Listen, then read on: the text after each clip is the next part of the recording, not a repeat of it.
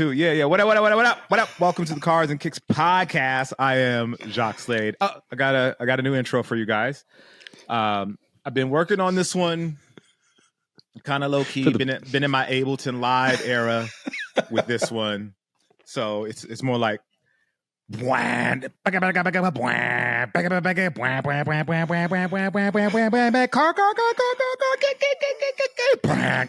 cars and kicks cars and kicks cars and kicks car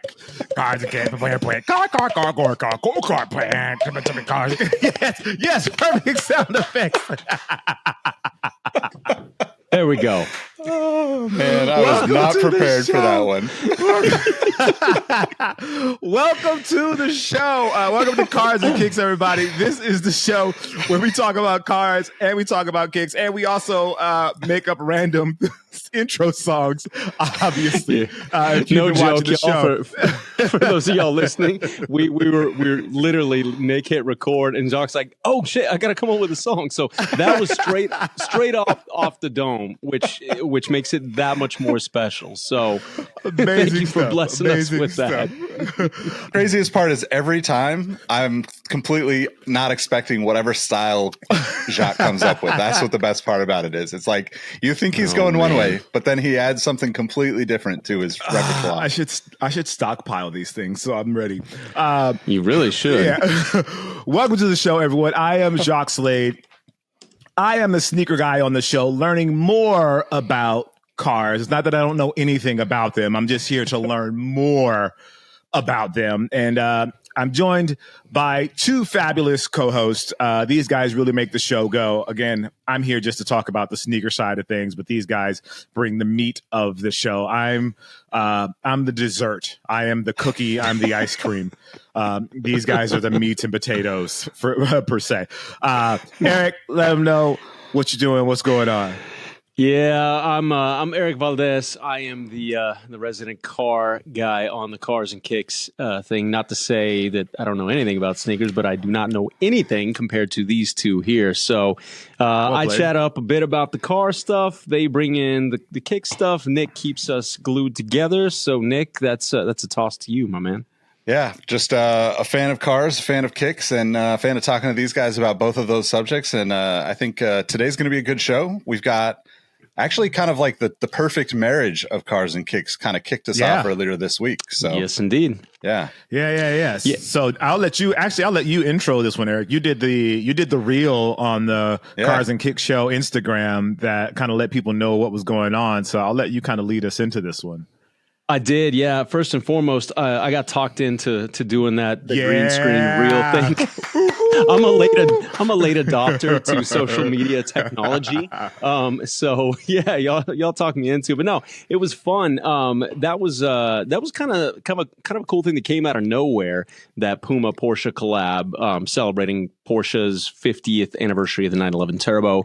And I do have to give credit where credit's due. My buddy Jeff kind of gave me the hat tip to him for giving me the tip on all of this stuff that launched. He's a big automotive journalist. He co-founded Hooniverse. He works for Auto Trader. So Jeff, if you're listening, thank you so much for sending that stuff my way and allowing us to get that news out there to our Cars and Kicks family in a timely manner. Yeah. So yeah, that was pretty dope, man. I mean, we've talked off air quite often about this when we were starting the podcast, before we even started, about the world's melding, the Cars and Kicks melding, from Motorsports, or just from a cultural standpoint in the automotive world and throughout history, when they've collabed, what they've collabed on, et cetera.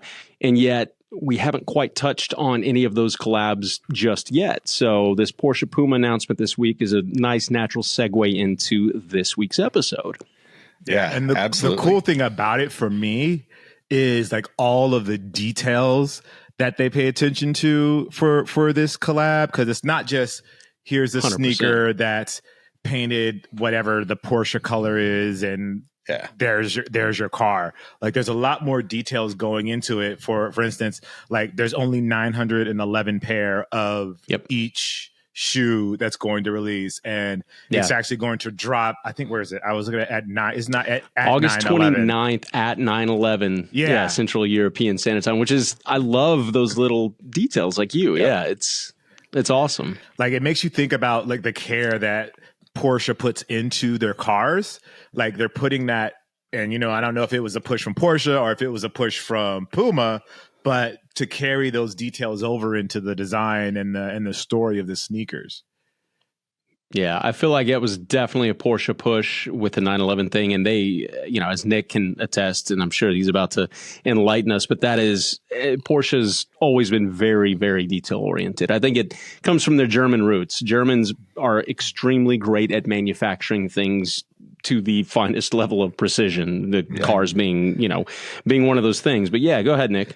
I'm sure you've heard the common phrase for BMWs is the German over engineering, right? So like they've basically just put so much detail into everything, which is what you would do if you could just build a car perfectly. But I think it's I thought even like the in the fine print of that whole press release was that it's coming with they're not going to be packaged in like typical sneaker boxes. They come with an actual like shoulder strap bag, leather bag. So it's like, it's a big deal, like I think, I had a friend, Justin does, Puma, just in Puma on Instagram, hit me up and was like, hey, I have a friend in Shanghai that could get you a pair. And the only downside to those is they were so expensive, like hopefully I can grab a pair at some point along the way, but I think they were like I want to say they were like $250 or something like that. Oh, I was going to ask because I didn't see the price in the press release. Maybe I missed it. Maybe it's out now, but we didn't talk about the prices. So I didn't even see what the price point was going to be on these. So you're saying $250? I thought that's what it was. Let me look it up real quick. I mean, it kind of makes sense. You're catering to the Porsche crowd. Totally. Right. It is a higher end collab. So, and plus it being limited edition, there's some value in that to collectors, whether it's sneakerheads or car guys. Like if you've got, a 911 turbo and let's say oak green metallic or whatever, I don't remember what the colorways they're using. There's several different colorways from the 70s. But let's say you really wanted to match your 911 so that you can be that guy at Cars and Coffee on the weekends that matches your car. And I'm saying that not to call anybody out because I've been that guy several times where I match my sneakers to my car. So, it appeals to those guys. And I think there's a value in that. So a little bit higher price point makes some sense in that regard. Yeah, I think the collectible nature of it is like the coolest part of it, right? Like they basically decided to say, okay, we're going to do this for, 10, 12 different markets. That inherently, like next, we just talked about Car Week. Next year at Car Week, I'll be seeing guys selling those at some of the events because it's like you're probably not going to get all of them on your own, but they'll show up at other events at, like maybe at like we don't see it at the sneaker conventions as much for the car related shoes, but I feel like there's a big opportunity there. So our car, I don't know if we talked about this, but are car guys like golf guys where like, if I haven't played Pebble Beach, most golf guys won't wear Pebble Beach merch. Are car guys like that where if they don't have a Porsche, they won't wear Porsche merch?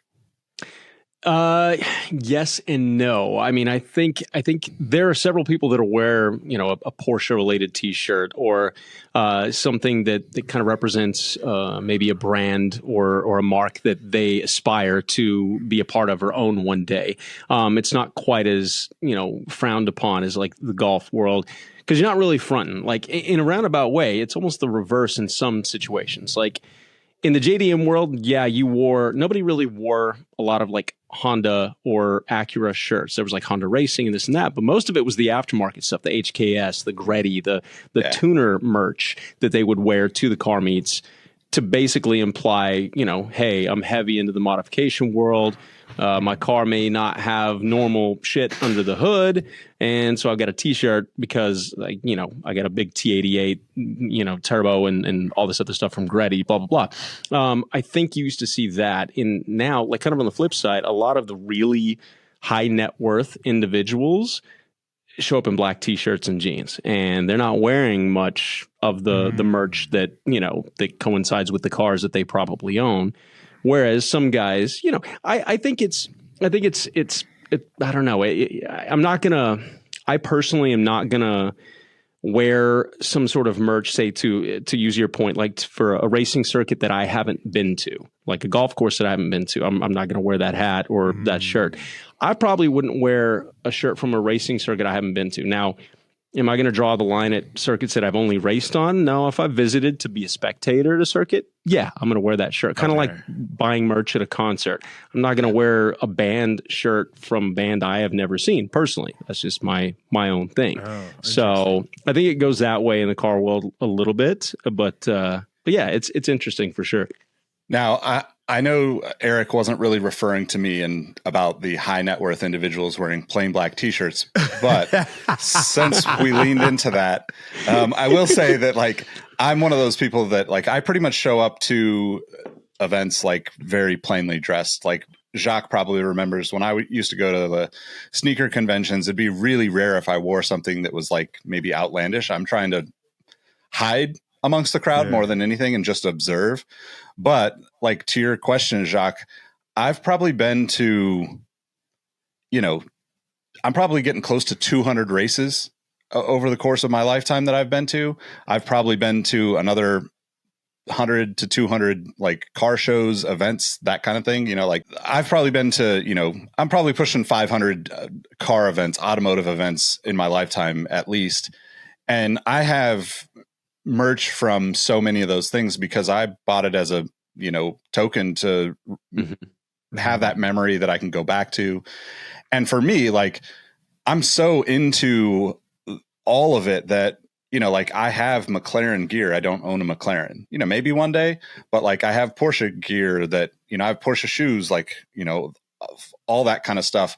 And that's just like a very small entry point. To Eric's point, the JDM stuff, I've got tons of that stuff too, because it really is like for me, it's less about like people knowing like what I'm into. I don't really care if that's what it is. I want the conversation. I want you to see something I'm wearing and be like, oh, I need to talk to that guy. He's got something interesting on.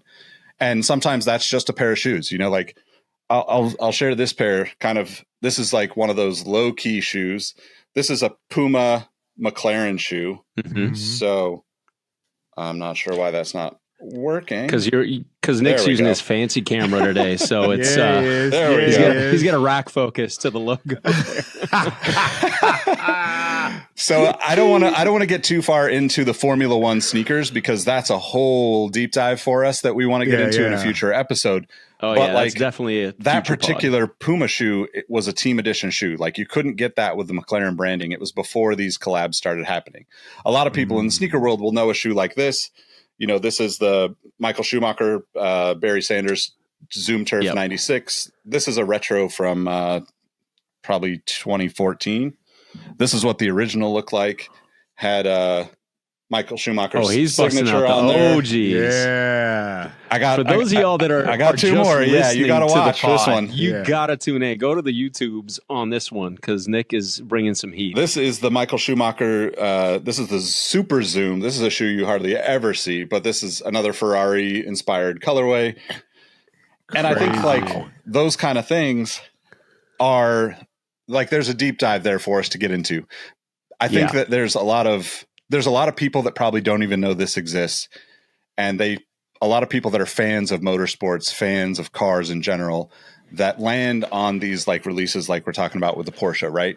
Puma has done that with BMW, with Ferrari. I've got some of those shoes because I just thought, oh, that's kind of interesting. Puma actually made like a specific silhouette for Ferrari that I'll share down the road. I didn't have time to get to storage for this episode, but it's a crazy shoe because like they'd never made it for anybody else. It's not available in any other style. It's two colorways that were a Ferrari branded Puma shoe, probably 4 or 5 years ago.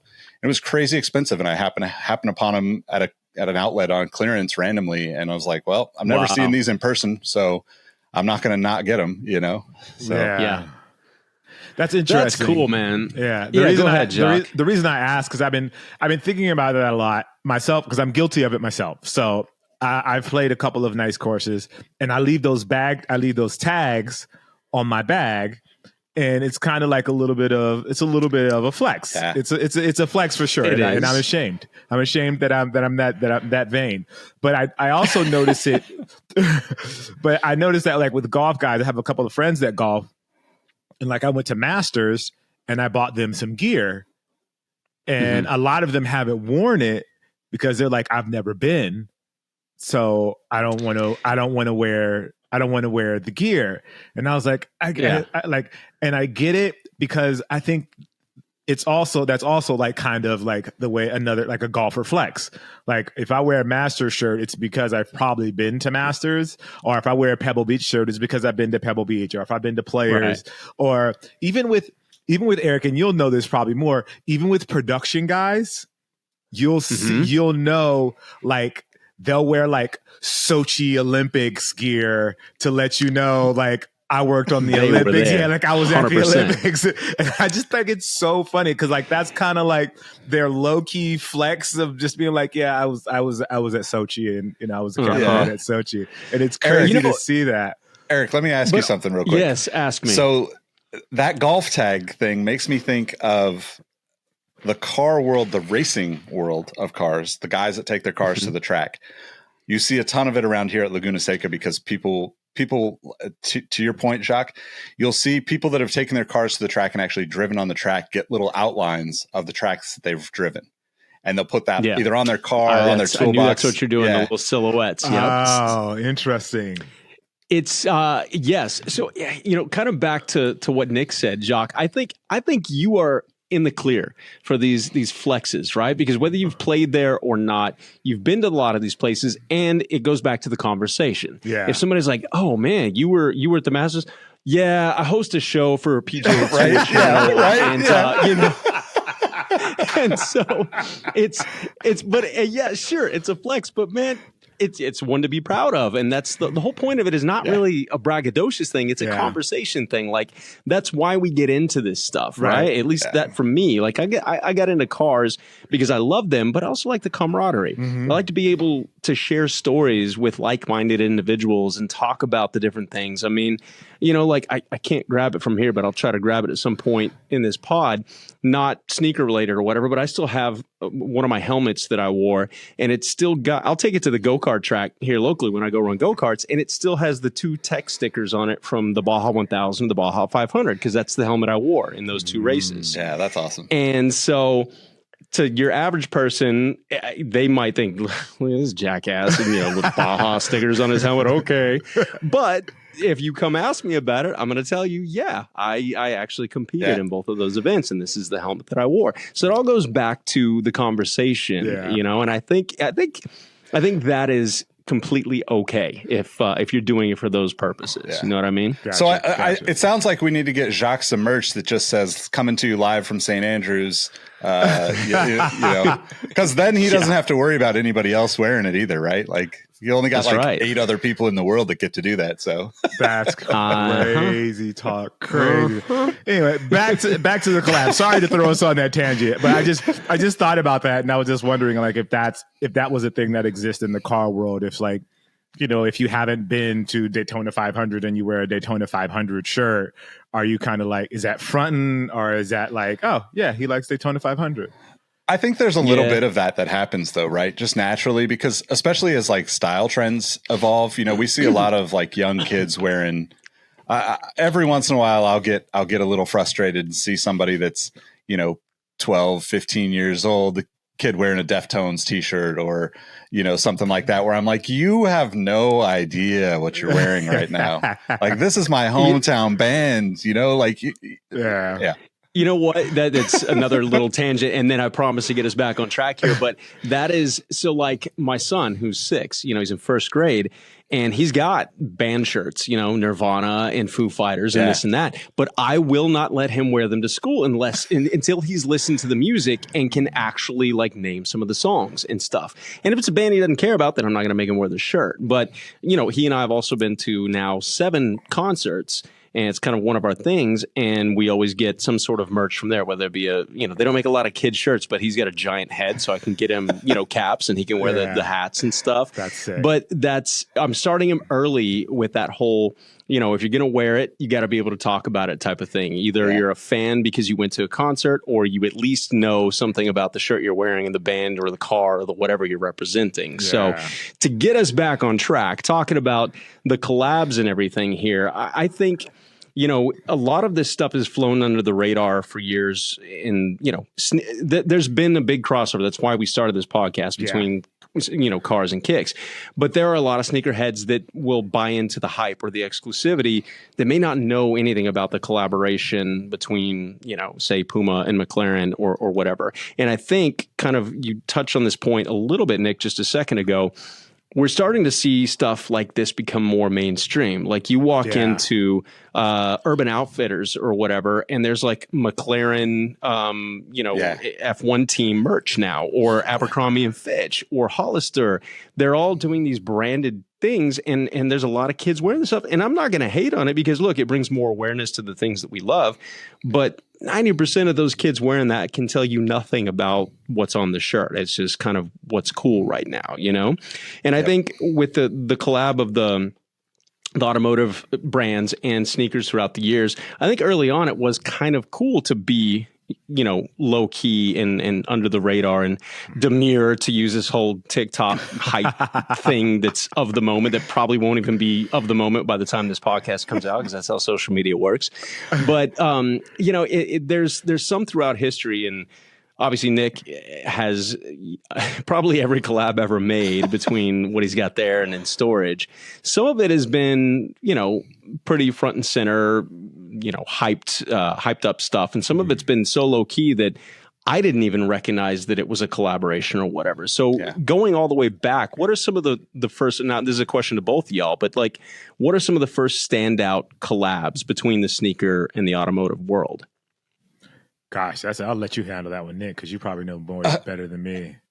Well, just to touch on one thing you said, I my hope is that, like those T-shirts that people pick up at like whether it's a vintage one from a flea market or, something from Urban Outfitters, my hope is that getting something like that, whether it's a band tee or a McLaren tee or whatever, I hope that's a kind of like a gateway drug to the actual sport or the band that they pick up. Because to me, that's like the way things have shifted from, throughout our lifetime, right? Like it used to be that you could never get band tees. Now you can get, I have Tupac and Ice Cube t-shirts from Target. It's like ridiculous how that works. But like when I was in high school, not to be like going back in the day, but like I had to like hunt to get a Tupac t-shirt when I was in high school. Like it was difficult to find, and I paid way too much money for it. And, like I wasn't gonna not have it though. Like I just, he's my guy. Like the stuff on the wall, albums always out, that kind of stuff, shoes on display. And I think that's like the really interesting piece to where we're at now with these collabs is like, we have the full width, the full breadth of what sneakers can be, right? You have stuff like that Puma shoe that I just showed that's a McLaren shoe, super low key. You have to be very observant of Formula One to even know that shoe exists. You have to be very diligent to even get your hands on that pair. Like they don't pop up very often. There's a few collaborations that have happened like that as well that like, I think, if you think of like the way that people chase that exclusivity, one of the ways that I chase exclusivity without spending crazy money is actually finding the shoes that are only available to team employees, race car drivers, like athlete, like a lot of these shoes are designed specifically for the teams because the teams need, if you're a Formula One team, you need hundreds of sneakers for your people and you want everybody to have the same uniform. So that's kind of an interesting piece that is a little bit low key, but like kind of evolving as we speak, like a lot of these teams are having full on collabs, like I've got some K-Swiss McLaren shoes that came out last year. Yeah, I think K-Swiss has the McLaren collab now. I think they're They like do now, the yeah. official like sponsor or whatever. However, I don't even know. Is it like official? Are they sponsors? Or are they official footwear? Is it like the NFL where it's like the official footwear provider of the? That's what McLaren, it is. Yeah, it's like the official Okay. footwear provider. So I think going back to your question, I know I got off on a tangent there. The earliest of like collabs with sneakers kind of happened off the rate, like unofficially, right? Like I pulled this pair out. I think I might have shown this on the show before, but this is Reebok Instapump Fury carbon fiber in the gold, which is a Lotus Formula One team from 10, 15 years ago now. But like that's kind of like classic Lotus racing colors. And they did this. I have a Silver Arrows shoe and a Ferrari shoe up there in that same model. But that was 2012 or something. It wasn't an official partnership. Formula One wasn't big enough in the US at that time. Right. Formula One is huge outside of the US, but it really took a long time for it to evolve to the point where it's at now.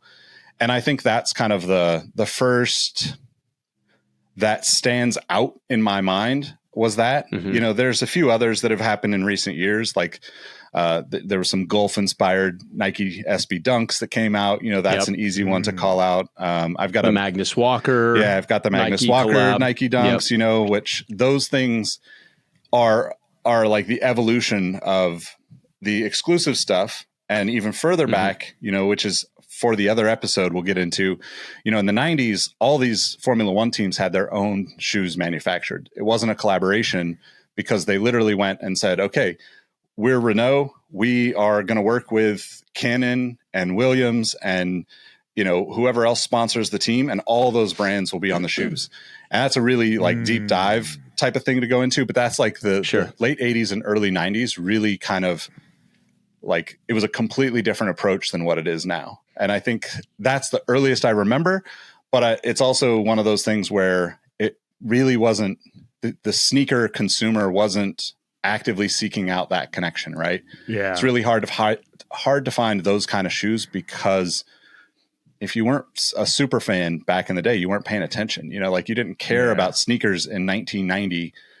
If you did, you cared about a Jordan coming out or an Air Max or something like that. So it's really kind of cool to see it spread its wings, so to speak. And I think that's really why we wanted to do this show, because there's so many aspects of this that are happening that we don't even see throughout like the typical sneaker media social accounts and that.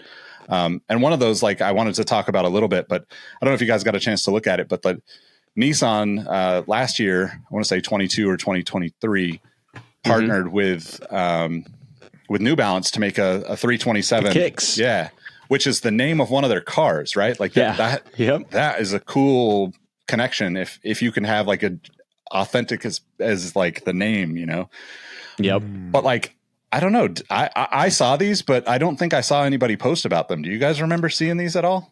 I remember seeing a press release on the collab. I've never seen the shoe. I couldn't tell you what it looks like. So I don't know. I remember seeing the car with the New Balance logo on the side, and that's about it. I'll have to look it up, I guess. Yeah, I haven't seen the shoes. I mean, it's based on that new silhouette. I forgot what it's called. The with the giant N. 327. The 327. Yeah, but I don't know if it was just the car or were there actual sneakers? Yeah, there are actual sneakers too in that color, like basically like light bluish silver with like gray accents that they released for that. Oh, I didn't know they did an actual sneaker. Oh, and I think it only came out in Japan. It was kind of like a region specific thing, but that makes sense. I think that was the first time I saw something that was like, whoa, this can be really big at some point. Like this could be a normal thing that every brand can do their version of, really. Yeah, that would be sick. I was gonna say, like early guys, like I'm the new F1 guy. Like, so I got into F1 because of the show Drive to Survive. Like the Netflix show got me into it. I had heard of F1 before, I'd seen stuff here and there, but that was the first time I was invested. I would say like the show got me invested in the sport and into the people of the sport. And so like I'm a new watcher. And so now like I'm getting more into this stuff. So to have like K-Swiss sent me the McLaren shoes. So I was like, oh, okay, that's really cool. That's super dope. Like, yes. I was like I'm a Toto Wolff fan now. Like I'm like me and Toto, like I'm like, I want to see Toto tear some shit up. I want to see Toto tear some shit up. Like I love that guy. Like, can you be my uncle Toto? Like, like that's the dude. So like now I'm totally into it. And so obviously I want to see the blending of those worlds of like my sneaker world and the F1 world and see where they can take those things. And I know that's all for a separate episode, but to see like we see it in the sneaker world a little bit with Jordan because we have the Motorsport sixes, the NASCAR partnership, the NASCAR, and then like the 14 is inspired by the Ferrari, which Eric and you and I worked on. That's how we all met. Yeah. So like that kind of brought cars into the conversation a little bit, but it wasn't like necessarily a collab in the sense of what we're talking about today. Right. Yeah, I think there's one collab, and I was thinking you might mention this, Jacques, because you're such a fan of this person. But there's one that comes to mind for me that I don't remember when this was, but it's when a certain basketball player jumped over a certain car, and I believe this was with a Hyperdunk. And it was, am I right? It was a Nike Kobe Aston Martin collab. And that was an official collab, right? That was, I don't think they made a whole lot of those, but that was a legit official thing. That wasn't like just an obscure commercial. They literally did these shoes, right? Like as a limited release. All right, do not try what I'm about to attempt right now. Don't worry about it. Don't worry about it. I got it. I got it. I will be there. I will be there. Perfectly healthy. I got this. I got this. You trust your boy? You trust your boy? Come on, man. Hey, just sit back, relax, and enjoy the show. Just watch what I do, man. Come on, bring it down.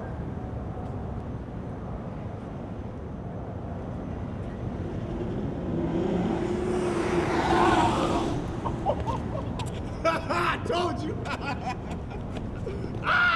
I told you. March 31st, 2008, baby. That is how you jump over an Aston Martin, boy. That's how you do it. Hyper dunks. Do not try this at home. Yeah, that was the Kobe 1, Kobe 2? No, it's Kobe 1? It's the Kobe, I think it's the 5 and the Hyperdunk, right? The 5 and the Hyperdunk. So. Okay. Yeah. Yeah, that to because me, it's silver. Oh, I have the jacket. What am I talking about? Man, see, I knew you would. Like, I'm surprised. See, if you want to see Jacques' collection and be reminded of Jacques' collection, just go back a couple episodes. We did an episode called The Best Collection of Cars and Kicks Ever.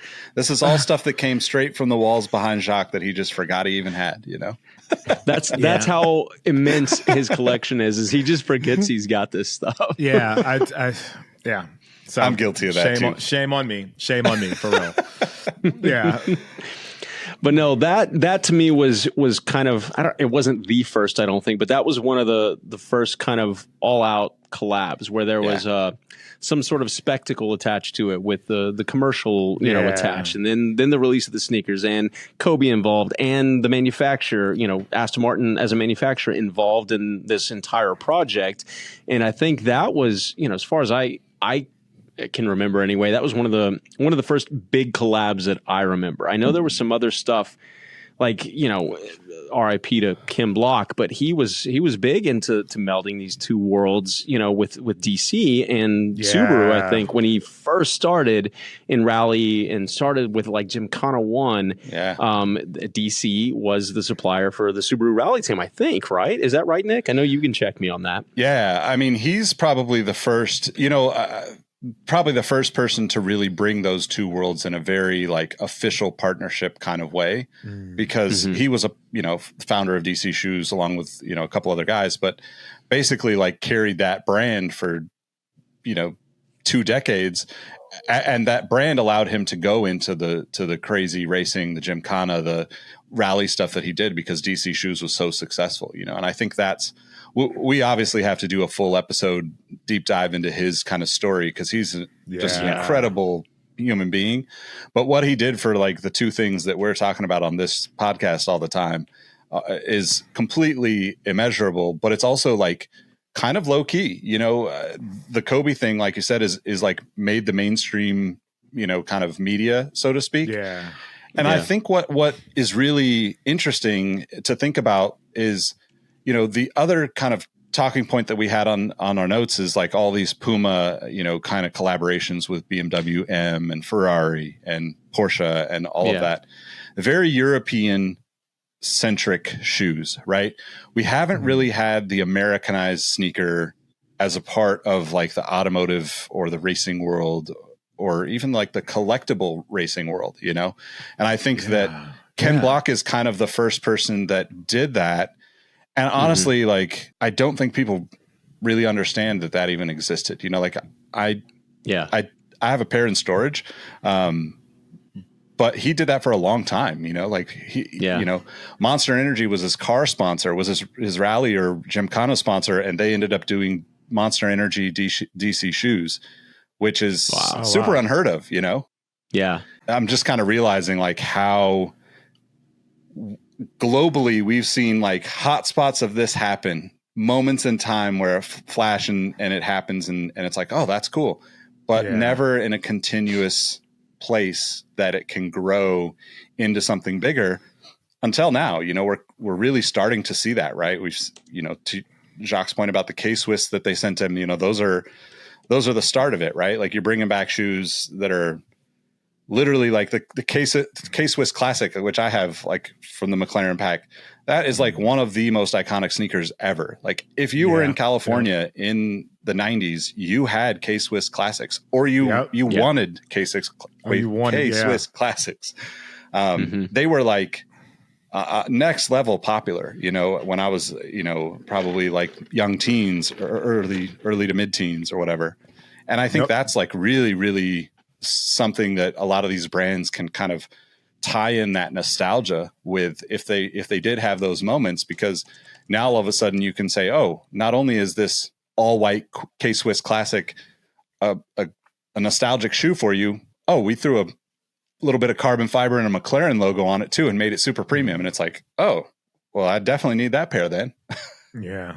Fun fact for you guys about the K-Swiss. If you lived in certain neighborhoods in LA, you couldn't wear K-Swiss because so the word association, it's the association, and what like, I don't know if it's just like urban legend of what the K-Swiss stood for. So in gang culture, the word slob is a negative word for the Bloods. And so they changed K-Swiss to kill a slob when I see a slob. And so if you were, so you couldn't wear K-Swiss in certain neighborhoods, the K-Swiss Classic, even though it was super popular. But if you wore K-Swiss in the wrong neighborhood, people would take offense to it. And, the resulting conversation. Wow. I did not know that. When you said fun fact about K-Swiss, you being the hip hop head, I thought you were going to throw it to the back in the days when I in that whole line about what was it, Pumas with the fat laces, and it was either that or K-Swiss. Yeah. Like I thought that's where you were going. I didn't think you were going to take us all the way to like gang culture level. Yeah. Yo. Yeah. There was a lot of that nuanced stuff back then too, because like there really was. You couldn't wear British Knights, Couldn't wear British that's Knights right. either. Like, and that's a company that like we'll probably talk about at some point, because I do think they had like some interesting partnerships. I have to research a little bit, but they were a big deal for a while, Yeah, they were. You guys mentioned something earlier that I was curious about, and Nick, you kind of leaned into it a little bit about how it always seems like Puma is doing these car collabs, and it's like a very European thing. What's from your guys' perspective as car guys? What's the difference between European car culture and American car culture, and why would Puma, which is a German brand, be so ingrained into that as opposed to a Nike or an Adidas or whoever? That's a whole episode in and of itself. Like European car culture and American car culture could not, man, I can't get a sentence out today, could not be more different or further apart. And European car culture is really deeply rooted in motorsport. Yeah. Whereas American car culture goes back to like, I think it, most of it probably started around the like hot rodder era, when, in our version of motorsport back then was drag racing, but it wasn't like sanctioned drag racing. It was just guys souping up old hot rods and going out and finding, some back street in Pomona and like seeing how quick they could go. No, for real. That's the birthplace of drag racing is Pomona, the mean streets of Pomona. Yeah. And so that was like, it was more about the, again, the camaraderie and the wrenching on your own cars and just kind of like, and it evolved from the hot rodding into just the muscle car era. And it was all about like it's kind of like Americans, we're stereotypically in the rest of the world, very brash and brute and loud and stuff. And that was our car culture. Whereas Europeans, it's, I guess, again, you can go on all these tangents, but like it's America is like American football. Europe is like soccer or football. And so there's this like bit of, I don't know, it's slightly more refined over there, but it's also rooted in motorsports. So a lot of the folks in the car world over there, like just you could have a really beat whatever it was aesthetically car, but it's because it got used. It got taken to the track. It got, everybody wanted to be, if they weren't playing soccer or football, they wanted to be a Formula One driver or a rally driver or a touring car driver over there. And so it was less about the kind of scene and be seen part of the scene as it is in the States. And it was more about the actual driver element of it.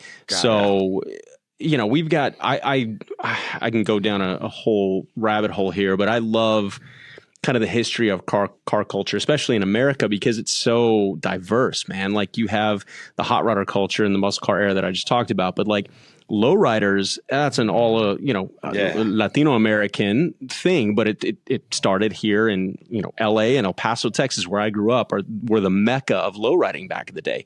You go to Japan nowadays, and lowriding is massive. It's as big as drifting was when drifting first started in Japan and everything. And so we've had all these little subcultures in America of the car world that just make it so much more nuanced. I won't say it's better than European car culture. It's just different. Just different. Yeah. Yeah. Yeah. I think that's like the beauty of car culture in America to me, right? Like I grew up wanting, a Honda, but I also grew up wanting, Dayton's on that Honda. 87 Honda Accord is my first like drivable car. And like the guy down the street from me had one. He had Crown wire wheels, but like by the time I graduated high school, he was 2 years ahead of me. He was in the shop class.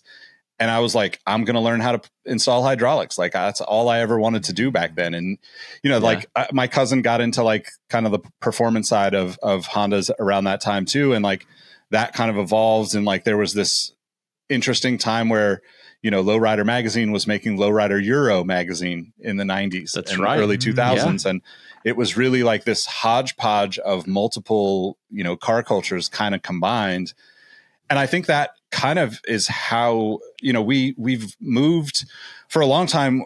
Things were very, very separate. Right. But I think what happens is like people realize like, it's kind of like with sneakers. You might be a diehard Air Jordan collector, but like I might be a diehard Saucony collector, and like we don't see eye to eye, but we see exactly what we see in each other that we love about the thing we love, And I think that's something that is like is going to be really beautiful as all this kind of comes together, and as we start to see people get creative, because there's so many creative ways to kind of tell these stories that Eric's talking about. The growth of car culture in America is wild. It's just absolutely wild, like, and it changed the course of America. I don't want to get too far down this tangent, but like freeways in LA only exist because the tire companies and the gas companies got together and shut down the public transportation. Like if you look up that story, it is wild. And like, cars weren't the thing. Like, like even in New York, like cars weren't, like there was things that happened that forced, like we had a vacuum subway system back in the 20s or whatever in New York City. And you think about that now and it's like, how is that even possible? But like car culture became such a thing that like we built houses with garages so people would get not one car, but two. And then it like evolved and evolved and evolved. So all of those things are really fascinating. And I think to Eric's point about the European aspect of cars, you see it in the sneakers. The footwear choices are very driver centric. So I don't have a pair in front of me, but I'll put one up on screen for those that are watching. But like the Speed Cat, the Puma Speed Cat is like one of the kind of pinnacle motorsport shoes, right? Motorsport shoes. It's a driver's shoe, but it's also been, you know, basically created with, you know, fire retardant, Nomex, you know, like all the different variations throughout the years. And that style is not popular in the US, but not at all. It has its moments in the US, but in Europe, that's a very like, you could sell that all day, any day. And, you know, that's why I think we haven't seen the kind of convergence of these two worlds on a global scale, like we have with others, you know, kind of sneaker creativity, I guess.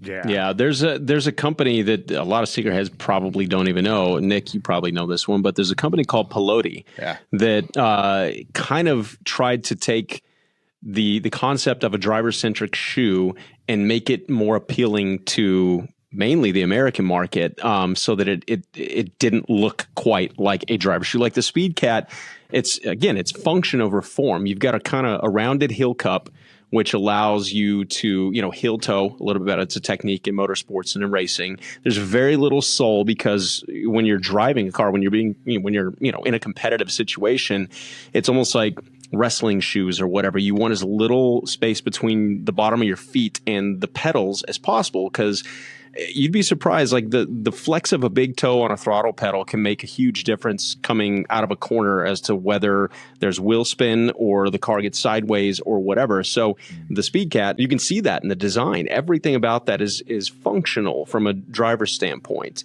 Now, again, that's not something that Americans, you know, you go to Cars and Coffees and there's going to be some dude that's got something like that on, and that's cool, but it's not going to be a mainstream thing, or at least it hasn't yet. Some kids are going to bring this out. You know, it's going to be the new hype thing at some point, I bet, and then we'll see it. But Pelote, for example, I don't even remember when that launched, but they now, like if you go and look at their stuff now, they almost look a bit like 90s skate shoes mixed with driver shoes, because they're trying to appeal to the actual, like, they want people to wear them off the track, and whereas, you know, and not kind of get laughed at or get looked at funny if you're not around a racing circuit in America. But it's never really hit mainstream. Yeah. I think a lot of, like, I even, you know, if I'm going to go spend a day at the track or whatever, or if I go to the go-kart track or whatever, I've owned Speed Cats throughout the years. Some of my racing boots are Pumas just because I like the way they feel. That and Alpine Stars are my favorite racing boots. But I'm not going to wear those to the go-kart track, even though I'm pretty serious. I'm a competitive guy when I get out there. Yeah. I wear Jordan 1s because they're flat. There's not a ton of cushioning between, you know, the bottom of my foot and the pedals, etc. But I can rock them and not look, you know, not stand out, so to speak, in any sort of way if I'm away from the racing circuit or whatever. Yeah, that makes sense. Yeah, the Speed Cat reminds me of, like, when I'm in Beverly Hills and I see, like, the rich European people walking around. Yeah, like they have on Speed Cats. Yeah. I think we'll get into this in a future episode, but, like, you know, the Michael Schumacher Nike shoes that I showed, right? Those are from like 97, essentially. Like, the reason I even had them out, because it came up in conversation this last week with some people around, like, the trainers of the 90s. And, you know, like, trainers to Americans are like turf trainers and, like, football, you know, American football and kind of baseball shoes. Trainers to Europeans are like just shoes in general, basically, that as long as they're not dress shoes. I think that kind of is the biggest attempt that's been made has been with Nike and Michael Schumacher. If you think about, like, what that looked like now, right? That's essentially like someone saying, "Hey, Lewis Hamilton, let's do a collab," you know, and he's had his own shoes from Puma. He's had his own, like, race boots from Puma, the super exclusive stuff.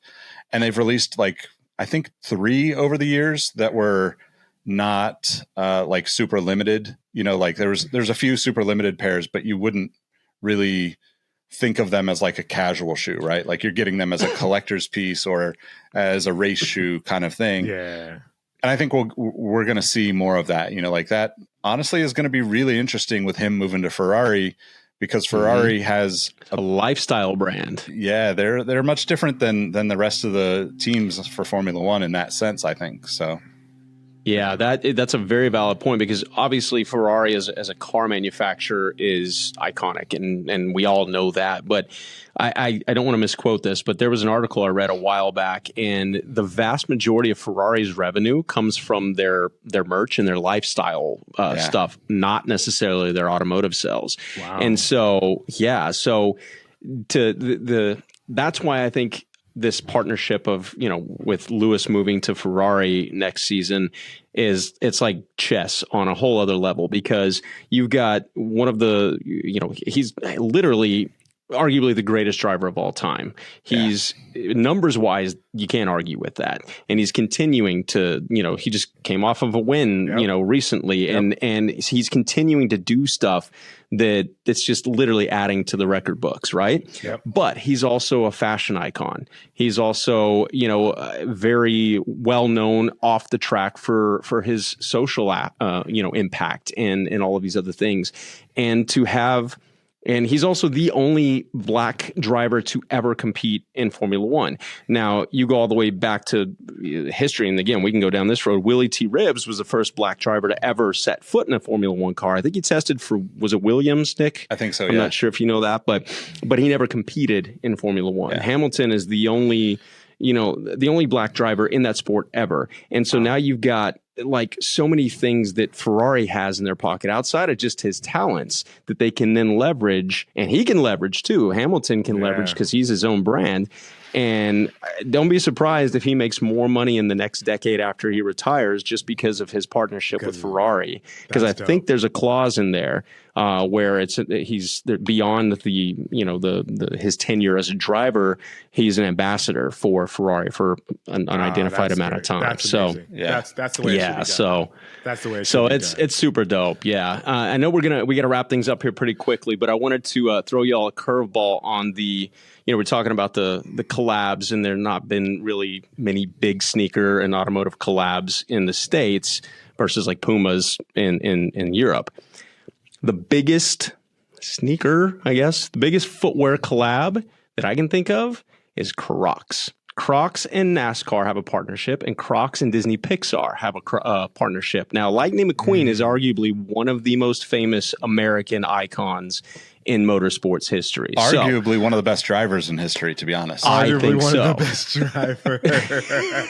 How many piston cups does Lightning McQueen have? So there's your curveball there. I think that's a legit bona fide partnership and collaboration. That's legitimately a bona fide collab. I have you will hear no feedback from me, nothing from me. All go, no notes.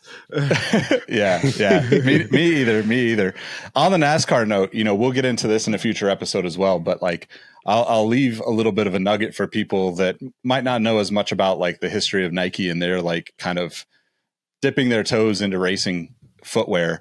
Nike actually made shoes for a bunch of NASCAR drivers back in the early 2000s, and they actually have like shoe. So they made Michael Schumacher's shoes for a couple of years, but the shoes were based off of Michael's Fila shoes from the deal prior, which, if we'll get into the nuance of all that stuff, but the NASCAR shoes that they've made over the years are really fascinating, because at the same time they were kind of taking Fila's design to make it for Michael Schumacher, they also owned the brand Starter. Or they bought the brand Starter. So there's this weird kind of gray area where the shoes that came with Nike Racing Compound for the NASCAR shoes, some of them are co-branded as Starter Nike shoes, and some of them have completely Starter branding with Nike Racing Compound. And I have a few of those that I'll have to break out and show people, because they are wild to even think about at this time. Like if you think about the 90s, and the brands that stand out to you, it's going to be Nike, Reebok, Starter, Those three brands are like the top of the top in the 90s. Yeah. If you did that now, that's like almost having like a Puma, I don't know, champion, not even champion. You know, it's like such a weird connection, that's such a weird right? connection. Yeah. So it's really interesting. And that kind of, you know, is just a full rabbit hole to get into. But the Crocs, look, we were talking about this on the Sneaker History podcast, just this last episode. They are doing what everybody else should have been doing and wants to be doing, because the younger generation wants to wear comfortable shoes, regardless of how they look in a lot of ways. That's all they care about is the comfort. And Crocs nailed it. And then to do the co-branding that they've done, which is the thing that I love the most about motorsports, is just how, like, if you step back and think about it, if Eric gets to go race at the Baja 500 or whatever, Baja 1000, somebody's paying for you to do that. Somebody's like, hey, I like you enough to give you money to just go have fun. That's absolutely what happened, because I'm not coming out of pocket to sponsor myself to go drive. It's expensive to go racing. Yeah. And that's exactly what happened. Fun fact, and this is, we're talking about all this, you know, sneaker history and car culture and everything like that, and dipping a toe into LA and everything.